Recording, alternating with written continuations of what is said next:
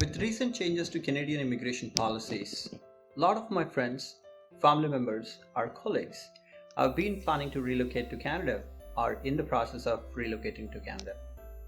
One of the fundamental questions they all have in common is, what is the cost of living in Canada?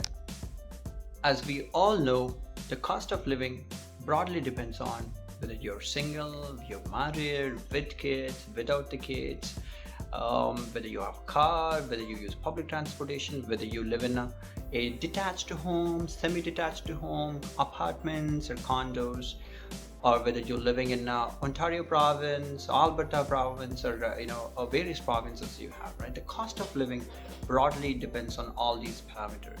Today, we're going to look at some of these key parameters which broadly impacts your cost of living, which would help you to plan your travel to Canada. I'm Anadip Kamapati, relocated to Canada 3 years back, living here with my wife and 2 years old kid. Let me share with you my view on cost of living based on my personal experience. And let's start with the house rent. I'm starting the house rent as the first one because I believe that's the biggest expense that you would have it here. The rental expenses ranges from starting from $400 to $2,500 or $3,000. Let's start with the first option, the lowest accommodation cost if you're single, and then if you want to live on a paying guest, it starts from $400. And then I've seen some of the paying guest options ranges to $700 to $800 also, right? The next option is sharing an apartment or condo with someone. It ranges from $600 to $1,000. The other option is renting in a basement. When I say basement, you have a home, but they also have in a basement. Most of the or some of the members wish to rent out their basement, and that's one of the lowest cost option accommodation. Here you're not sharing the condo or apartment, right? So this basement would be for you, but the range is from $900 to $1,200. And moving on to the next one, which is renting an apartment, where again, it depends on whether it's a single bedroom or two bedroom. It ranges from $1,200 to $1,600.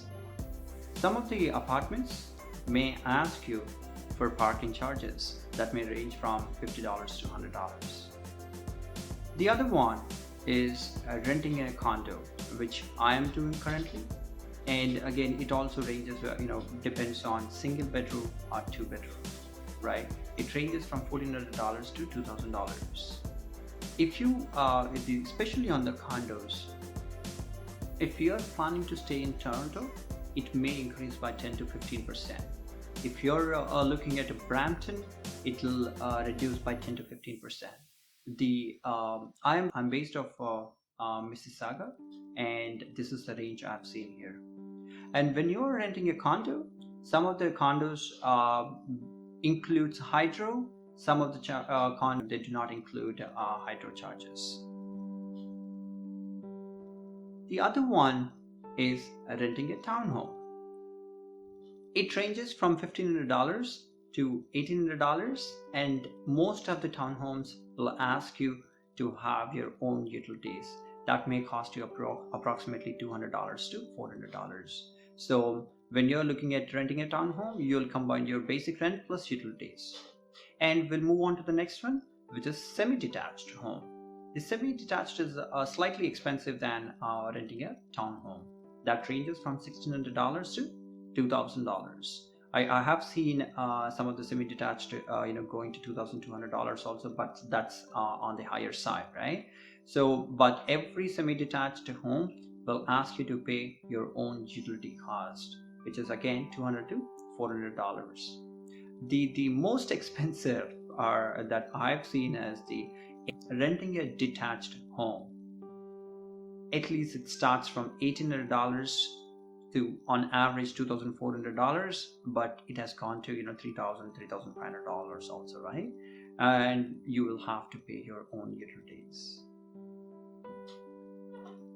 The one of the other thing that you have to remember is, if you're living in a um, townhome or semi-detached or detached home, the owners, the landlords, would ask you to have a tenant insurance.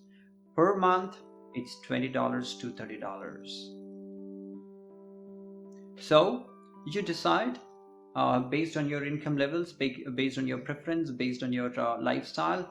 You will have to choose the home style, and then your rent depends, or accommodation cost depends on the option that you're choosing. The next cost item that I would like to cover is groceries. Transportation expenses could be slightly higher than groceries. However, just let me start with the groceries. Groceries may range from $400 to $600 per month. Maybe depending on how many kids you have, how many members you're staying with, all those kind of stuff. But on average, you may consider $400 to $600. The next big ticket is car or public transportation. Yes, it's expensive. When I moved to Canada, the biggest surprise was car insurance. It actually the car insurance costs you $250 to $350, or may go up to $400 per month if you're living in the Toronto area, right? If you go to the other places like Edmonton, Calgary, or Vancouver, I've heard they have a less insurance cost, but you have to, if you're planning to have a car, you need to budget around $250 to $350 only for the insurance one. The next expense related to the transportation is gas expenses. It will cost you $150 to $250, while it depends on how many kilometers you drive every day, but on average I've seen this. The next item is car maintenance. I know on the car maintenance you do not spend every month on I'm giving you $100 per month based on a yearly maintenance, right? So if you're buying a car on an EMI basis, you add your expenses. I bought used cars, so I don't have the EMI in my expenses, and hence I've not included it here. If you're planning to leverage public transportation, which could be a little tough, depends on the area that you're living, then you will have to budget from $150 to $250 per month per person. Let's look at the next one, which is the mandatory and everyone needs to have that: the mobile, internet, and TV related expenses. Let's start with the first one, mobile. It would cost you approximately $60 to $150. I know while it completely depends on the usage, but this is the average that you have it. The next one, 100% must have, is internet. Ranges from $50 to $90. TV. I don't watch much TV. However, I understand I can give you approximately $30 to $60 per month expenses if you're a fan of watching TV, or if you need to have the connection. The other one is home phone. Some people still prefers to have a home phone. If you want to have that, that's $20 to $30, right? And interestingly, a lot of these companies here, they offer a bundle which includes your internet, TV, home, home phone bundles, right? So that's how they make sure that one customer has all the three different options, and when you bundle it, you get some discounts and offers. Now, the fun part: shopping, entertainment, and trips. Let's look at the first one. Shopping. Clothing, shoes, accessories, on average per person, it ranges from $200 to $400.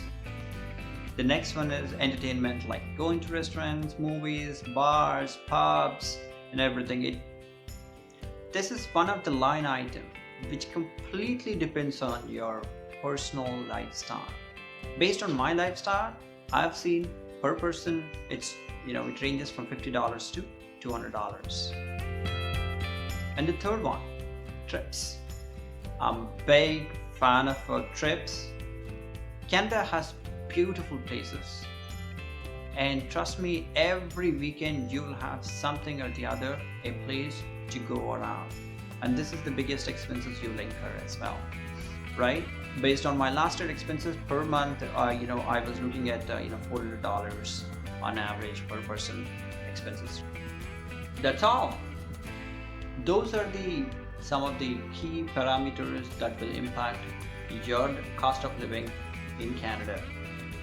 Did I miss any key information? Feel free to comment on this video, and wish you all the best for your relocation to Canada. Thanks.